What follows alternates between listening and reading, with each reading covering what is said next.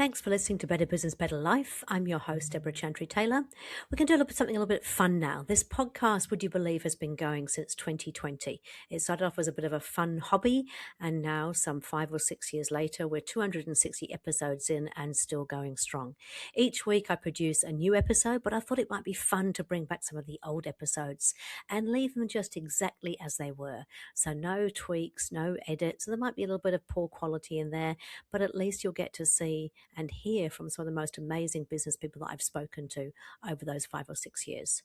I really hope you enjoy the episodes, and don't forget, if you ever need any help, just reach out to me. I'm only an email away, deborah@businessaction.com.au or deborah@businessaction.co.nz. Better Business, Better Life, here to help.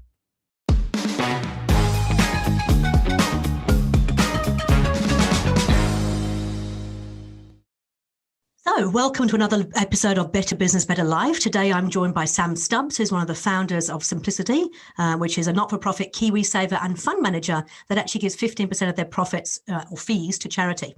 So Sam and I met many years ago at Tower, and I've been following him on his journey ever since then. So welcome to the show, Sam. Welcome, and I've been following you too. Thank you. Awesome. Hey, look, I always like to get started by allowing our viewers to get to know the person behind the mic. So would you mind sharing us with Sam a professional and a personal best? Yeah, look, I think, a personal best is, I think that when you're a parent, you can't help but look at your kids, because that's the unconditional love, Yep. And so when I look at my kids, they're not in jail. They're at university and, they're doing okay. Yeah. The fact that the kids are doing okay is my personal best. Fantastic. Maybe that shows you how low the bar is, but that's the thing I most turn to. But and then on the professional one, I think when you get to be one of the people that gets together an awesome team, yep. and when the team's really high functioning, that is, regardless of what they do, the ability to, get together a bunch of talent and help make it really sing is awesome. So that would be the professional best, which is what we're doing right now.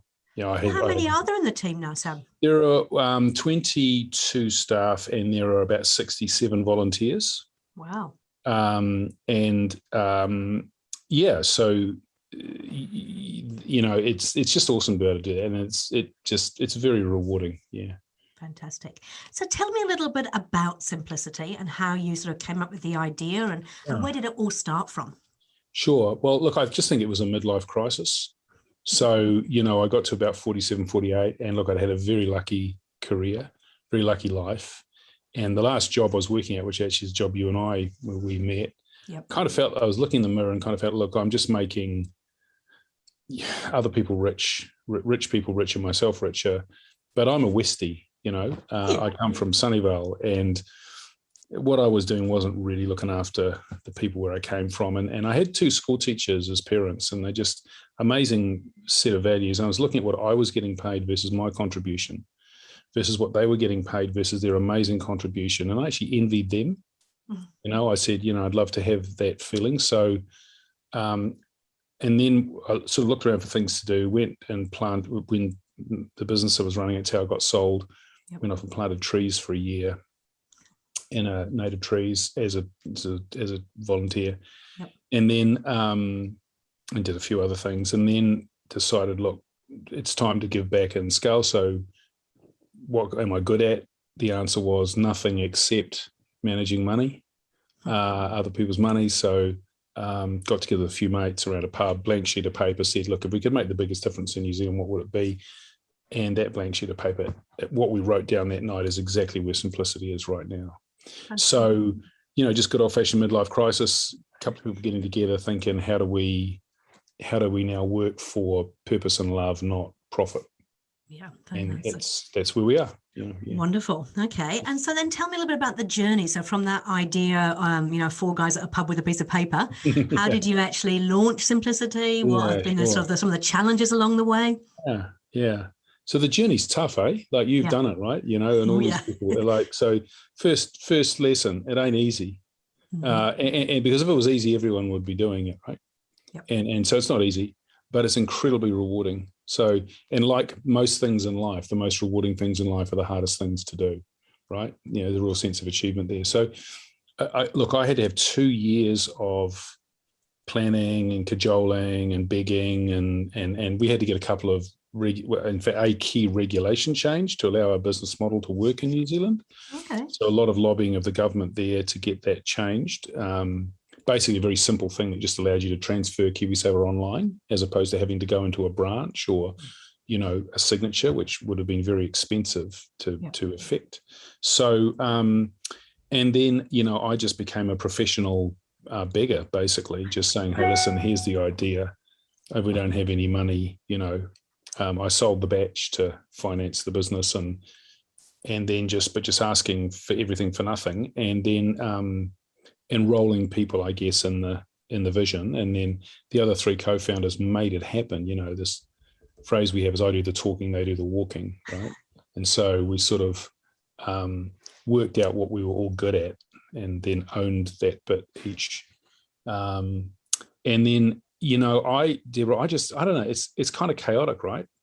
Setting up a bit, there's no formula, there's no book, there's no, you know, and people like yourselves get involved in, and I'm sure your advice is tailored to the circumstances heavily, right? Yes. Just very different, you know. There are a few fundamental truths, but only a few. Yeah. There's some frameworks and some things that you have to sort of abide by, but in reality, every business is different and has different needs. Yeah. And if you get great people together and you build a framework around them and you just let them thrive, where they can thrive, amazing things happen. But, you know, simplicity is nothing like what we expected it would be. You know, when I say it's nothing like, in that sense, we're achieving exactly what we wanted to achieve, but the journey is all over the place. Yeah.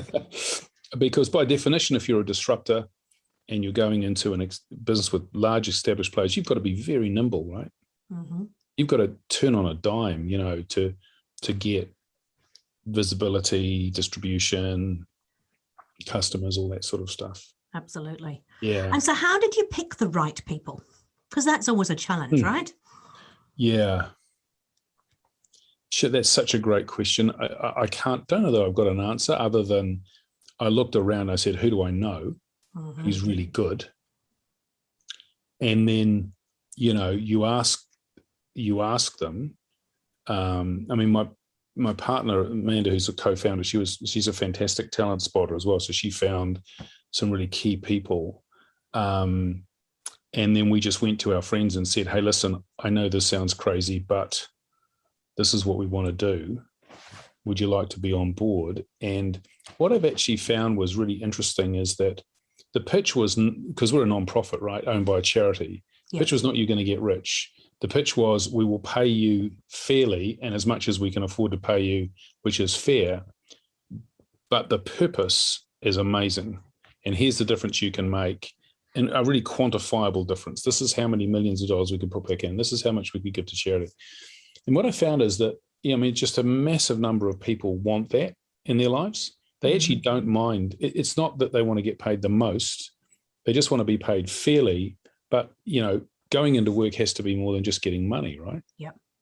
And so when you say, here's an opportunity for you to earn a fair amount of money, but have an amazing purpose, and a huge and a scalable difference, a massive difference. You know, we're now saving people, I want to add it up now, but it's almost $90,000 a day in fees, and we're giving away over $5,000 a day to charity now. Wow, that's awesome. We've only just started, you know, and so you say, well, you could help make that difference, you know. So really, really clear on your why, and then attracting people based why. on wanting to be part of that. Yeah. In fact, it was all about the why, how, what, right? So the why was giving people dignity in retirement, giving people dignity in life.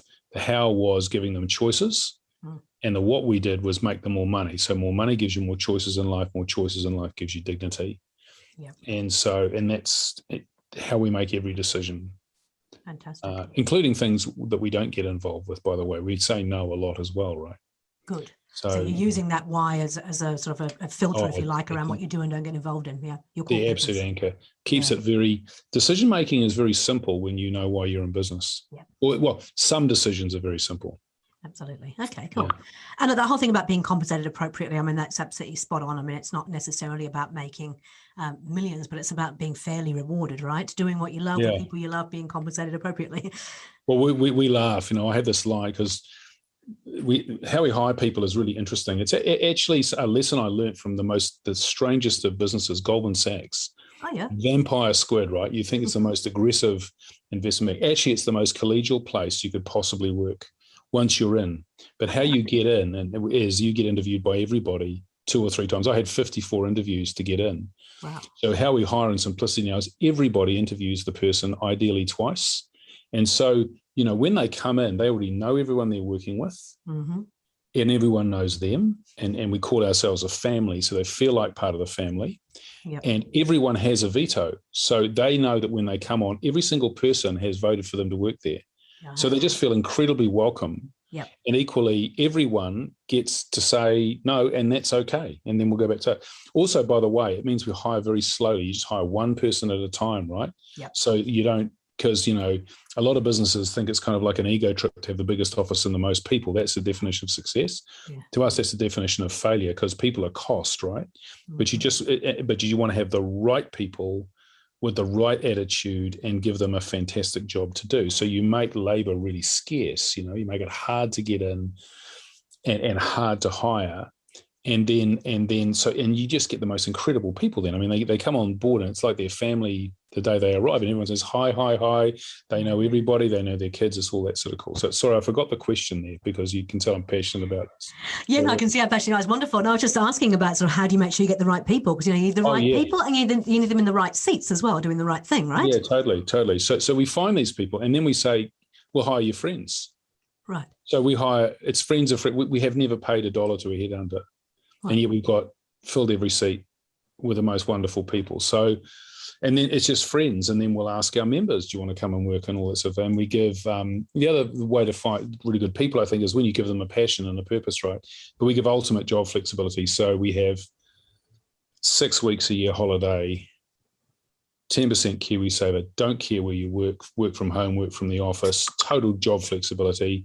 And, people, working mums are the classic example. People come and say, Sam, do you mind if I leave early? I says, I don't care.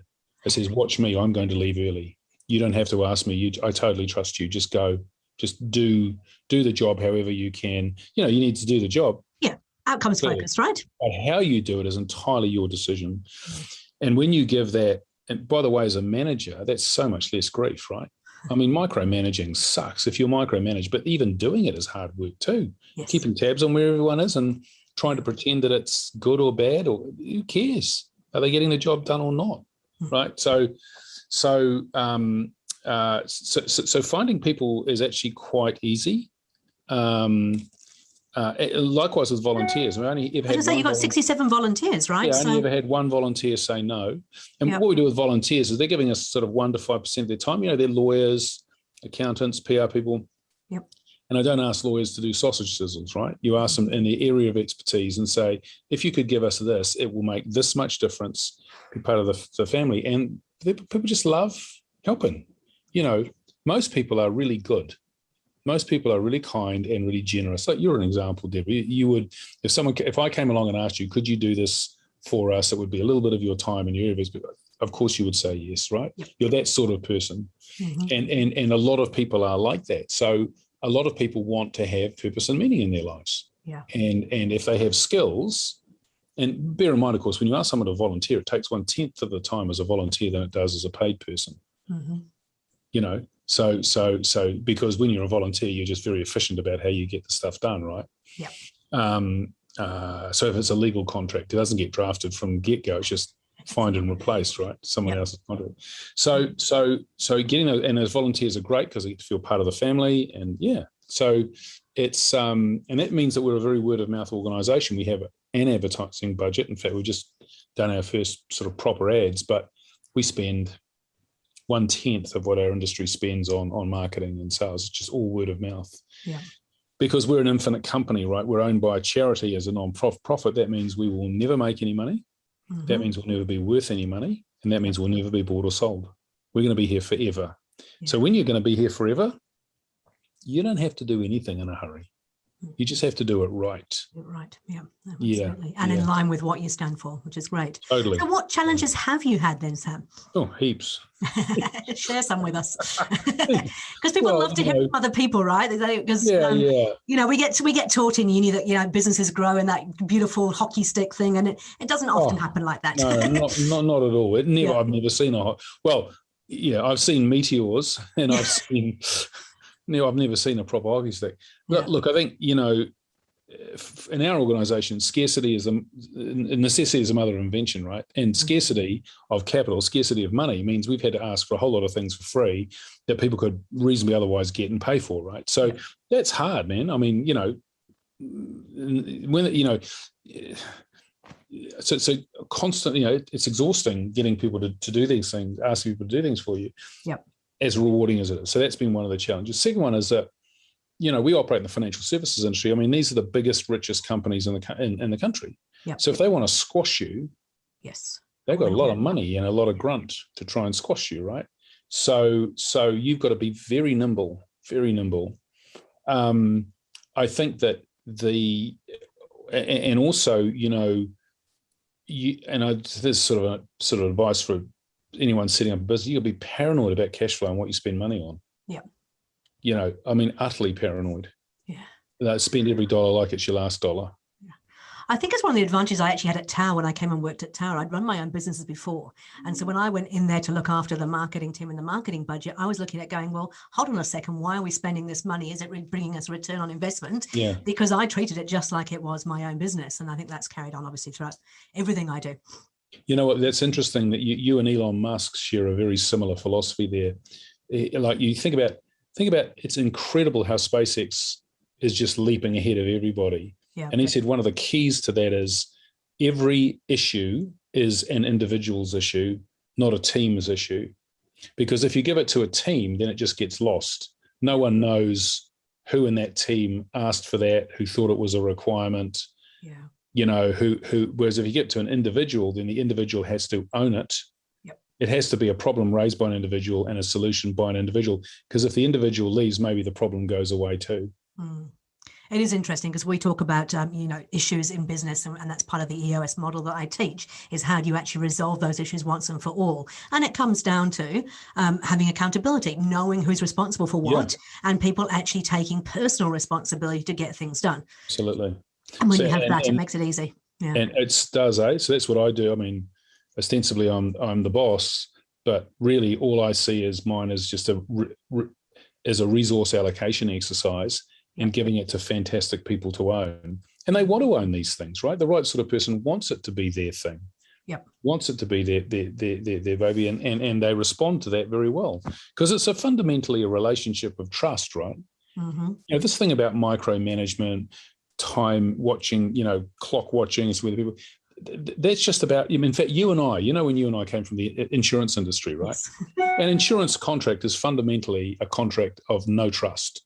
Mm-hmm. We, the insurance company, are going to give you a 50-page document full of exemptions because we don't trust you, and you are going to screw us on price and always get the lowest price because you don't trust us. Yep. No trust there, right? Yeah. And an insurance company, if it has $1, it has to pay the claim or pay the shareholder. Mm-hmm. Pay the claim, pay the shareholder. Can't invent new money, right? So you're always going to have to. So, there's always that tension. So the tension, and the finance industry is full of mistrust. Yeah. People don't trust each other. And organizations, the organizations that fail, remember, we invest in thousands of them, right?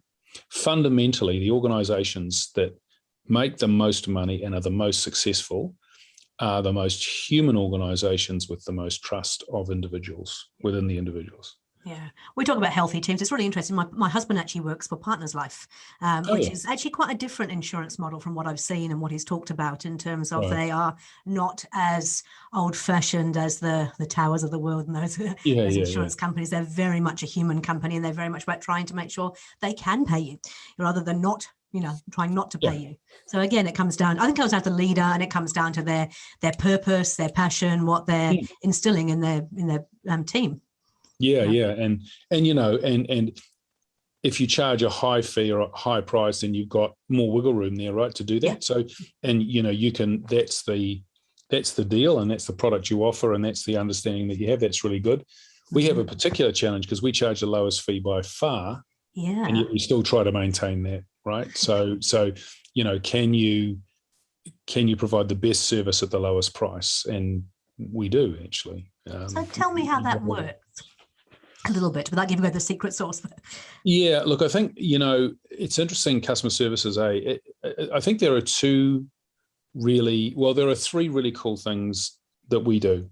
Yep. None of which, by the way, are at all attributable to me. It's what the teams do. The first is that we're called simplicity. So we keep things really simple. Simple products, easy to understand stuff. I think there is a tremendous desire in all organizations to create the new, right?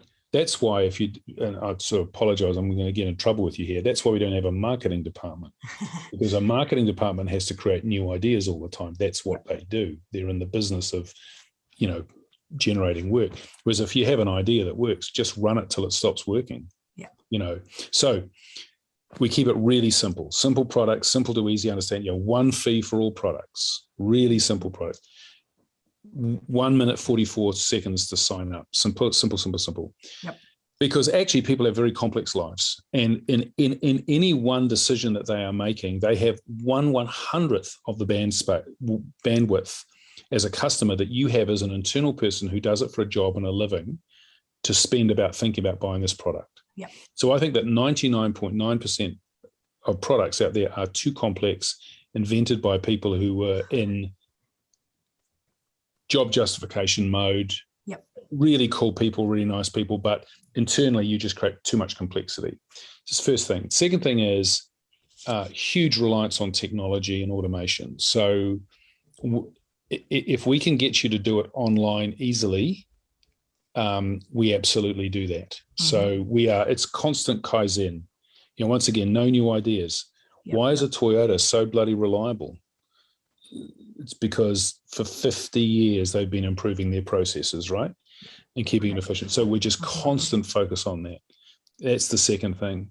And automation is your enemy or your friend. We make it the customer's friend. And the third thing is whenever you have to talk to somebody, here, the people that you're talking to are the absolute best. They're senior, they know what they're doing, they will call you, they'll resolve the problem. And that means, in fact, in our business, we have, the 22 people, but the customer services team are right in the middle of the business. Right. Everyone hears what they're doing. Yep. Everyone is close to them. So, we get a lot of IT development, which is just done because customer service person leans over and says, hey, can you just change that field? You know what you have to go through at Tower there, right? 15 sign-offs in 9 months and squillions of dollars. Just make it instant, very fit. So if you keep the business proposition and the product very simple, constantly improving it and making it even simpler and easier to use from a customer point of view, but when they need service, they get fantastic service. So for example, with a call center, we don't have a dial in and we'll keep you waiting. That's basically, if you keep somebody waiting, the old owl with Tower, what you're saying is that your concern is of insufficient importance to us for us to create a circumstance whereby we'll get to you when you want to speak to us. So what we say is, please just give us a number and a time to call and we'll call you back, which means that you're not wasting your time. I mean, look, if you had a call waiting service that had vintage champagne served by male and female supermodels and a stand-up comedian, it might be an okay experience. You might want to be there, but otherwise you hate it, right? So why would you do that? Just give us your number, we'll call you back, and the person who calls you back, it'll be a fantastic experience. So we have customer resolution 99% of the time, and we win every customer service award. And it's you talked about having senior staff, and it's a false economy often, isn't it, to have junior staff because it will save the business money. It can actually end up costing an absolute fortune because they don't have the experience. They don't have the ability and the technical expertise to actually help resolve issues. You don't save money. They're value destroying.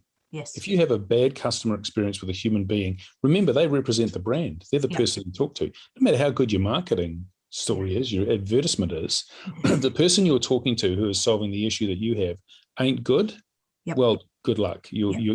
This is why all of these decisions made to outsource call centers to other countries and overseas with, and all of these things are driven from a cost perspective. Yeah, not an experience perspective. Not a customer's experience. That's just so stupid. And we're actually on the same page, Sam. My version of marketing is not about advertising promotion. It's about really understanding what your customer really wants and delivering that in a commercial environment that, works for both parties. So, and the simplicity thing, my tagline has always been the brilliance is in the simplicity. If we can just simplify things down, we as humans tend to overcomplicate things. Corporates are the worst for it, but even individuals can do it. Yeah. And simplicity is hard. Yep. Yeah. It's hard to achieve because you've got to put yourself in the minds of the customer all the time and say, why? Why would you do that? Why are you doing that? Why are we asking you to do that? What does that really mean? Because internally, I'll give you a classic example. Like when you do an enrollment form for anything, the best ones are one page. Yep. And they are distinguished not by the information they give you, but the information they don't ask you for. Right. Because internally, it's always easy. I'll just take that one. It would be really useful to get that data point.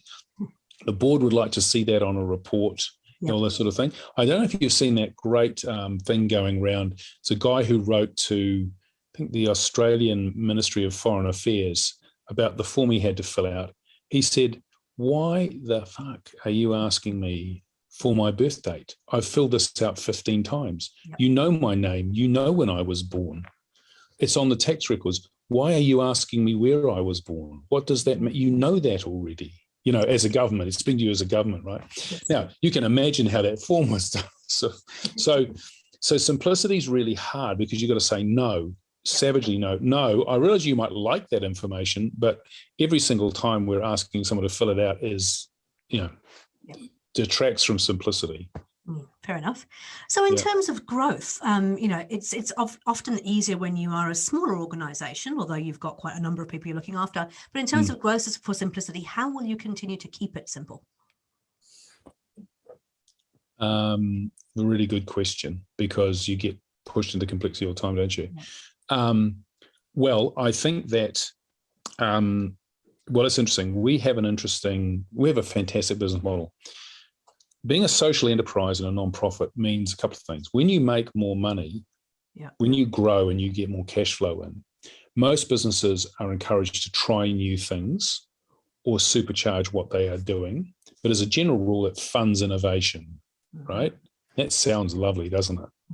But often innovation is just new stuff that you want to sell your existing customers, which complicates the relationship you're having with them. We're saying, I know you thought about us as being this, but now I want you to think about us as being this and this and this and this, right? So that's the temptation when you grow. When you're a non-profit and a social enterprise, what you're saying is, how do we make people richer? Well, if it involves this, yes. But if it doesn't, no. In fact, what we'll do is we'll use that money just to lower fees, or we'll pay more to charity. So we have more options. I think also when you're a social enterprise, the fact that none of us get paid any bonuses, there's no incentive to make more money out of the customers. There's only incentive to make money for the customers, means we go down a completely different mindset. So we look at, so Jeff Bezos from Amazon has this great phrase. I mean, I'm not a particular fan of Jeff Bezos, but he has this great phrase, your margin is our opportunity, right? So when I look at the financial services industry, as you well know, there are huge margin everywhere, right? So there's heaps of opportunities there, and so we will provide additional products, and we do, like mortgages and so on.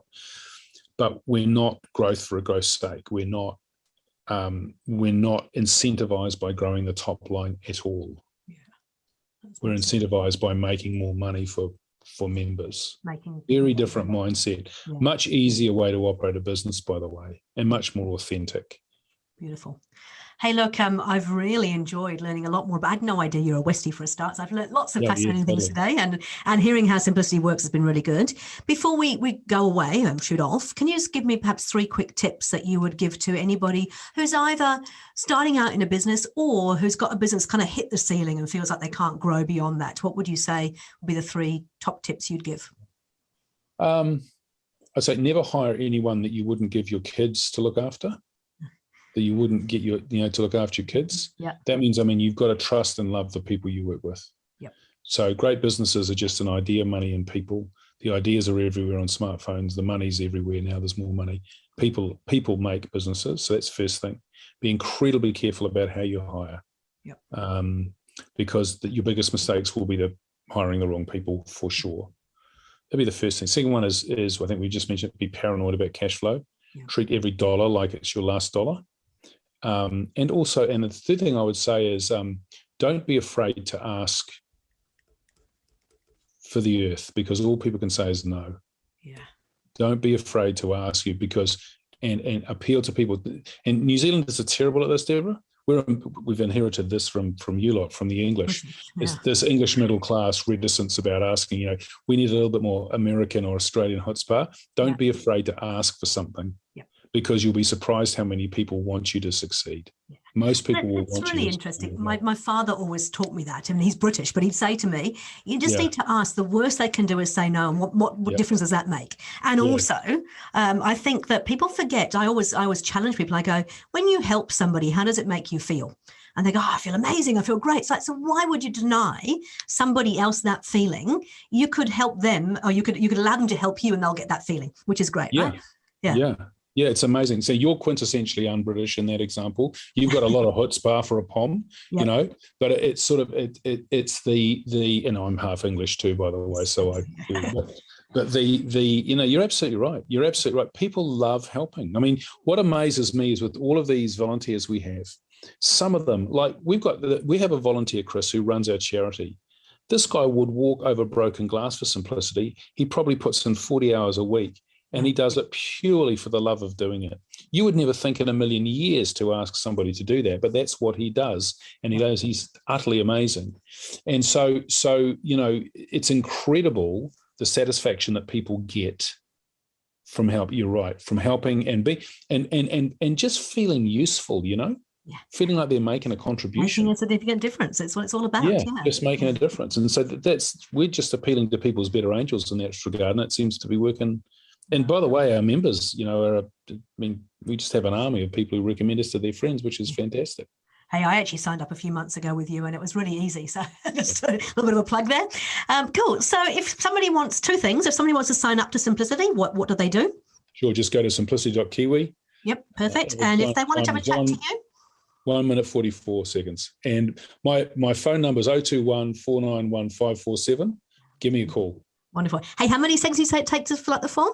1 minute, 44 seconds on average, and going down as we kaizen and improve it.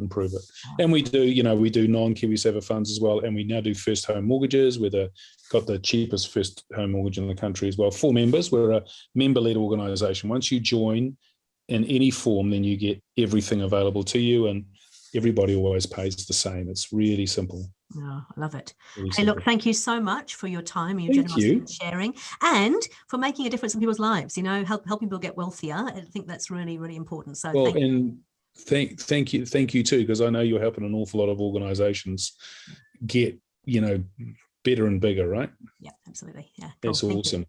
Hey, Sam, thanks again. Look forward to seeing you soon. Okay, see ya. Thanks, Deborah. Bye.